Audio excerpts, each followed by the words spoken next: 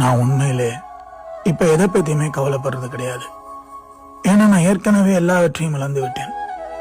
சொல்றதுன்னா இப்ப ஒண்ணு சொல்லிக்கலாம், வடுக்கலாகி போன காயங்கள் திரும்பவும் வலிக்க ஆரம்பிக்கின்றன. உள்ளுக்குள்ள செத்து போயிட்டேன்னு நான் உணர்ந்தாலும் வெளியில ஒரு சொட்டு கண்ணீர் தெரியாது. கவலையை நான் புன்னகையால் மறைக்கிறேன். ஆனால் அது இன்னும் இன்னும் என்னை காயப்படுத்த அவங்களுக்கு வாய்ப்பு கொடுத்துட்டு இருக்கு.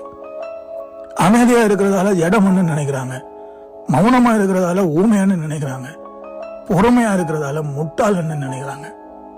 எல்லாவற்றுக்கும் ஒரு காரணங்கள் சொல்றவர்களிடம் ஒரு நியாயமான பதிலை ஒருபோதும் எதிர்பார்க்க முடியாது.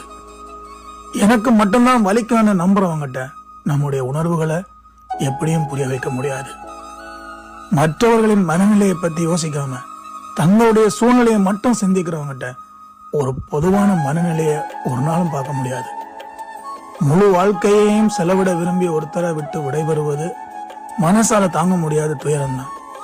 ஆனா நாம ஒருத்தருக்கு பாரமா இருக்கிறதுன்னு நாமளே உணர்ந்துட்டோம்னா